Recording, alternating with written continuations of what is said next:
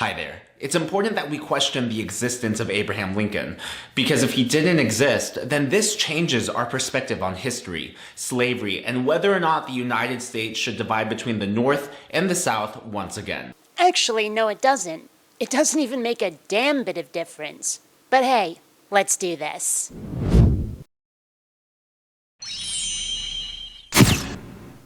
Greetings, fellow space travelers. BionicDance here.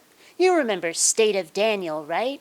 Well, he has what he seems to think is the best analogy ever for combating atheist objections to claims of Jesus' existence by swapping in Abraham Lincoln. The problem with that, though, is that Lincoln's existence doesn't actually matter all that much, as I intend to show. As Richard Dawkins once wisely tweeted, the question is not how many millions believe it, it's, is it true? If the question is only about existence, then yes, I agree. And that Richard Dawkins tweet was about the existence of gravity. But we're not talking about the existence of a physical property of the universe. We're talking about people. And not just people. We're also talking about their philosophical or political impact on the world. And in some cases, even more than that. So even if this weren't a slight straw man, the analogy misses or deflects the true point here, the real reason many skeptics and atheists object to claims of Jesus' existence. I've been inspired by several articles I've read online and by new atheists to question everything I've been told. I shouldn't believe someone existed just because someone else tells me it's true. And so I think we should apply this logic to Abraham Lincoln. But why? To what end? What will showing that Abraham Lincoln's existence is in doubt actually accomplish? Now you might ask me the same question of Jesus. Why would showing that his existence is unlikely make any difference? Simple. Because unlike with Lincoln, Christian claims of what will happen to us personally are predicated on Jesus' existence. Jesus allegedly sacrificed himself for our sins, and now our entrance into the good or stinky afterlife based on our behavior is because of that door that Jesus' torture death opened. So if his existence is real, that existence will have a direct and personal impact on our own lives, or afterlives. However, if Lincoln never existed, if he's pure fiction or parable, we can still apply the philosophy of his story, the moral lesson, to our lives without the added unfalsifiable claims of resurrections and after-death judgments. Unlike with Jesus, Lincoln's existence is actually not necessary, and that is a crucial difference.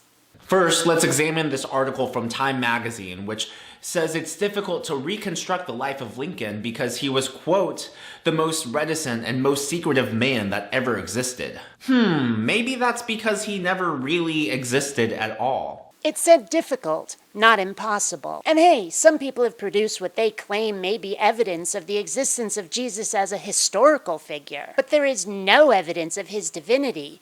All we know right now is that he might have been just this guy, you know? Let's take a look at what one of the earliest biographers had to say about Lincoln. He was one of the saddest men alive, and he was one of the jolliest men alive. Well, obviously, this is a contradiction. How can someone be the saddest man alive and the happiest man alive? I got two words for you. Robin fucking Williams. Or how about some Charles Dickens? It was the best of times, it was the worst of times. These kinds of contradictions, or two opposites coexisting despite seeming mutually exclusive, appear to happen quite often. They could describe somebody whose life is genuinely conflicted, or it could simply be creative license. But either way, this is no evidence against the existence of Lincoln at all. The same author then writes that Lincoln was the sum of his contradictions. So let's do the math. Lincoln was the happiest man alive, but he was also the saddest man alive. So if he's the sum of his contradictions, 1 plus -1 equals... Lincoln didn't exist, people. Oh my gosh, you're right. Lincoln was an Illuminati conspiracy all along. And the clues were just sitting there, staring us right in the face. You were the only one smart enough to do the math, right? You know, there are certain styles of music that I positively detest, yet every now and then I'll find that one song in that particular style that I happen to enjoy. Oh my gosh, I'm a contradiction. I must not exist. Right? Lincoln is a myth. But wait, there's more. The only physical, tangible proof we have that Lincoln existed is text written by men from the industrial age. Well, that and a double-wide buttload of photographs. Thank you, Wikipedia. Man, just look at those going by. So unless you want to say that Lincoln's existence was a conspiracy from 1846 to 1865, I'd say we have some pretty decent evidence of his existence, at least in one respect. Now where's your photographic evidence of Jesus' existence? Not on toast, I mean. Now you tell me, why should I believe something written by men from the industrial age? For example, there are 5 copies of the Gettysburg Address that Lincoln allegedly gave. But if you look closely at the text, there are discrepancies in all of them. There are copies from Hay, Everett, Bancroft, Bliss, and Nicolay. Well, which copy is the right one? I'm sure to you this sounds like a great argument because verbally it's very similar to arguments that atheists make regarding the authenticity of the Bible. But, much like the part about the afterlife, in Lincoln's case, it really doesn't matter. The Gettysburg Address isn't claiming that Lincoln exists, nor is it describing how the universe functions or how it began. In fact, the only claim of existence it makes at all is that this country was founded 77 years ago. Compared to what the Bible is trying to accomplish with its text, the Gettysburg Address is in a completely different class of document, and pointing out that in various copies there may have been a spelling mistake or a word change or two is hardly in the same category as different versions of the Bible completely contradicting themselves, never mind the individual books within the Bible. Seriously, is this all you got?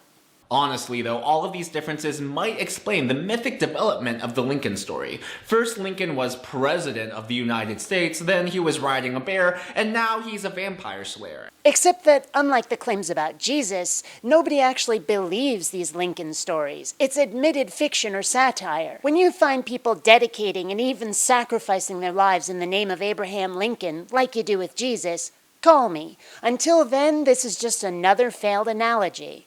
And while we're talking about vampires, Abraham Lincoln obviously is incompatible with science. If Abraham Lincoln exists, then vampires exist. But vampires don't exist, therefore Abraham Lincoln does not exist. And if South Park exists, then Jesus exists. But South Park doesn't exist, so Jesus doesn't exist. Right? Don't you see how silly it is to base your entire argument on something that everybody knows is make-believe?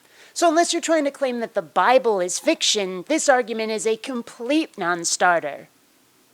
Even then, there are plenty of parallels to the Lincoln story. Lincoln was a leader of the free world, but there was also Mithras, leader of Rome, Horus, leader of Egypt, Dionysus, leader of Thrace. Leaders are pretty commonplace, mundane. We have quite a few kicking around the world today. Magical saviors with food generation spells and resurrection powers? Not quite so common. They all lived in a White House. You mean the White House that we could go visit, where people still rule from today? That White House? You're not exactly painting Lincoln as a myth here. They were all visited by wise men. And just how many of these intelligent, brainy dudes who paid calls on Lincoln claim that they could predict the future or conquer the enemy with magical powers? You know, today's presidents have these guys called advisors. Allegedly, they're wise. They're not Yoda or Gandalf, though. Your analogies fail because they're only similar on the surface. It's like you're intentionally ignoring nuance. They ended slavery. They were all leaders. And you know what? They all didn't exist. But apparently Jesus did. You know, even if we grant your argument, it doesn't get you any closer to proving that Jesus existed. All you'll do is open up the floodgates for every god that anybody ever claimed. Be careful you don't go shooting yourself in the foot there, kiddo. Anyways, if you want my take on it. Not really. Abraham Lincoln was probably just a copycat. Let's take a look at Jefferson Davis, the first president of the Confederacy. Wait, mother of Jefferson Davis. Now let's take a look at Abraham Lincoln, President of the United States. The similarities are undeniable. And yet it wouldn't exactly take the forensics team of a police department to find the differences. Now don't get me wrong, I am not saying that Abraham Lincoln didn't exist. I'm just saying that I don't believe in him. Which would be utterly ridiculous given the mountains of verifiable evidence we have for the guy.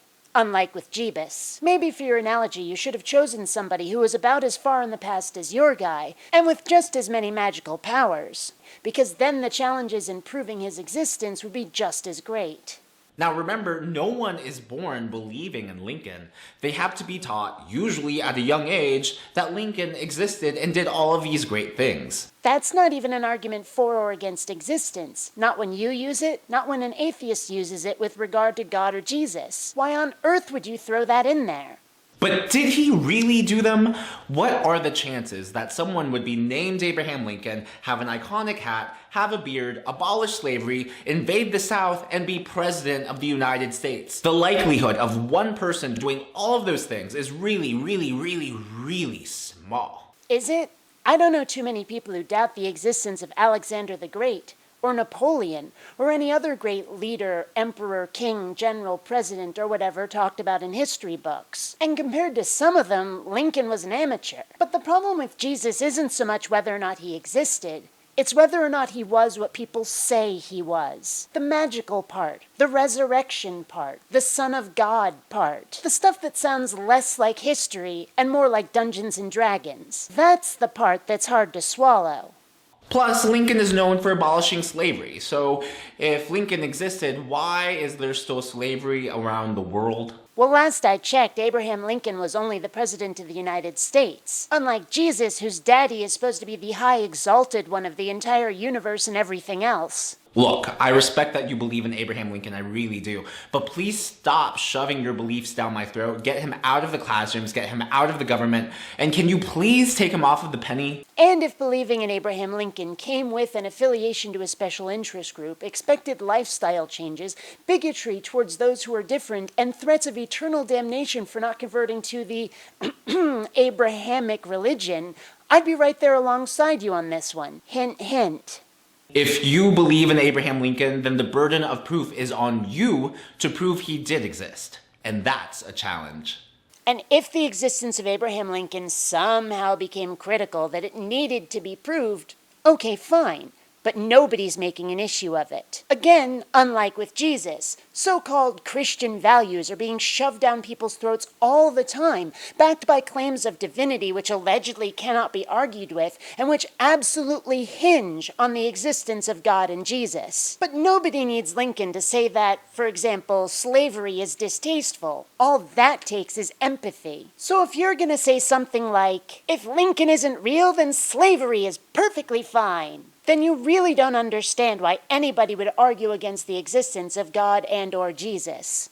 My take on this is that if we keep questioning everything to the point that some people do, then how do we really know anything at all? And that's what's really at the heart of this, isn't it? Not knowing is uncomfortable, scary. Some people are desperately in need of the security and confidence that comes with knowing, whether they truly know or not. Newsflash, kiddo, life is messy, and sometimes you have to make do with what you have. If you're going to claim to know something that you couldn't possibly know, just for that feeling of safety and security, eventually you'll think you know something that you don't, and it's going to bite you in the ass. Also, knowledge is not a black or white, either or sort of thing. There are percentages of confidence in the knowledge we do have. That's what we have to work with. And if you're smart, it'll keep you asking questions rather than pretending to know everything. Asking questions is the only way to truly know anything. It may not be perfect, but it's a really good start. Until next time, fellow space travelers, this is BionicDance saying don't run on automatic. Instead, please think.